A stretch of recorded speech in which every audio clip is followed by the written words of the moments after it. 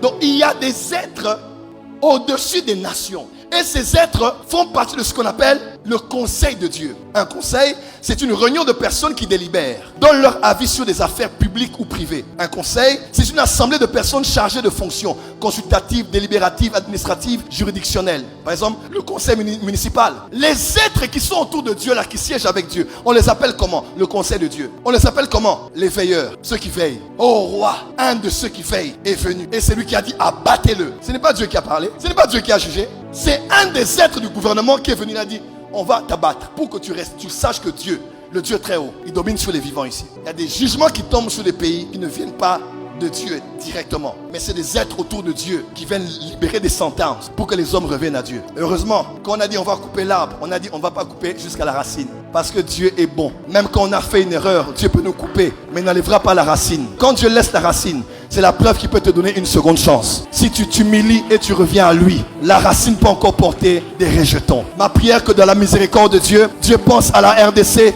Dieu pense à nous l'église, là où on a mal fait, là où nous les pasteurs, les prophètes, on a mal fait, là où on devait dire la vérité, on a flatté, là où on a corrompu, là où on a fait le mal, en commençant par moi et par nous tous ici. Que Dieu ait pitié de nous, qui nous pardonne et qui nous lave par son sang précieux. Quelqu'un peut dire Jésus, miséricorde. Ils s'appellent aussi les observateurs. On les appelle aussi les sentinelles. On les appelle les rois, les juges de la terre. On les appelle les gouverneurs. On les appelle l'assemblée des dieux. On les appelle l'armée des cieux. On les appelle les commandants. On les appelle les fils de Dieu. On les appelle les anges gardiens des nations. On les appelle les dieux. Beaucoup de chrétiens ne savent pas ça. Vous devez le savoir. Dieu a un conseil autour de lui avec lequel il juge et traite les affaires de la terre. Voilà pourquoi dans le psaume on a lu ici, on dit Dieu siège dans l'assemblée des dieux. En fait, ce psaume ne parle pas de David. Ce psaume ne parle pas d'un roi terrestre.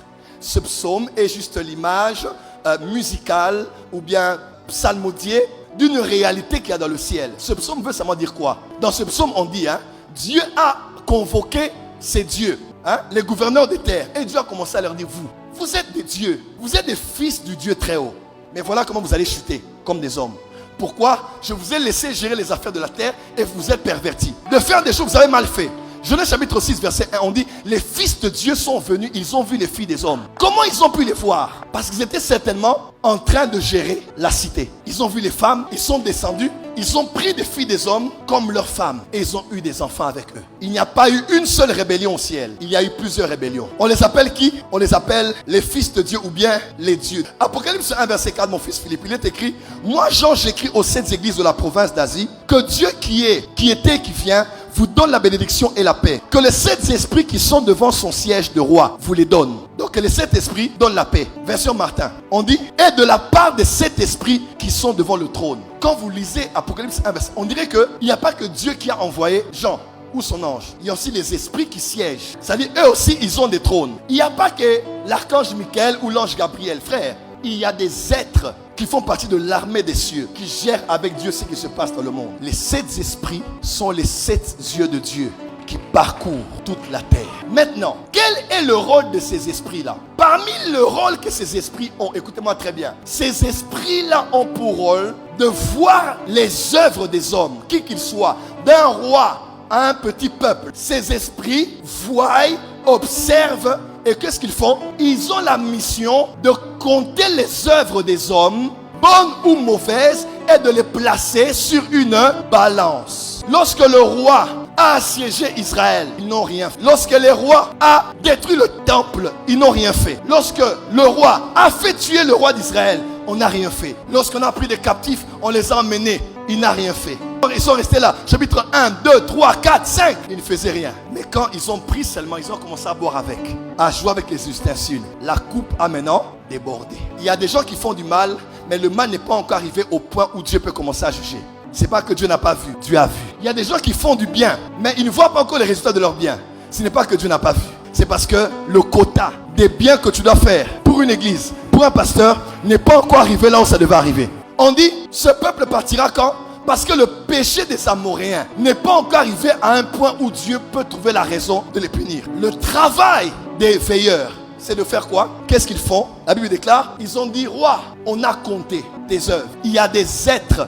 Oh, écoutez-moi, les veilleurs sont les gardiens des lois spirituelles. Toutes les lois spirituelles dont je parle, sont régulés, gardés et protégés par ce qu'on appelle les veilleurs. Ils sont sur des trônes. Ils travaillent avec Dieu. Quand quelqu'un viole des lois, ils écrivent ça dans un livre. Tout ce que vous faites est compté. On dit comptez, comptez. Voilà pourquoi continuez à faire le bien. Peut-être que Dieu attend que le compte soit bon. On dit que le compte est bon, n'est-ce pas? Dieu attend que tes œuvres arrivent à 100 000. Quand tu es encore à 10 000, ne dis pas Dieu ne voit pas, Dieu ne fait pas, Dieu n'agit pas. Toi, continue à faire. Quand ça va arriver seulement à 100 000, du haut des cieux, quand on va apaiser, on va dire maintenant le temps est arrivé où on va le faire du bien. Tout ce que l'on fait de bien ou de mal, comme des œuvres, sont comptés. Quand on parle de balance, on dit on a compté, on a pesé sur la balance. Après on a dit voilà la sentence, on va diviser. Et le même jour, cet homme est mort. Rien n'arrive dans la vie de quelqu'un, d'une famille, d'une nation, tant qu'il n'y a pas eu un jugement qui a été prononcé dans la cour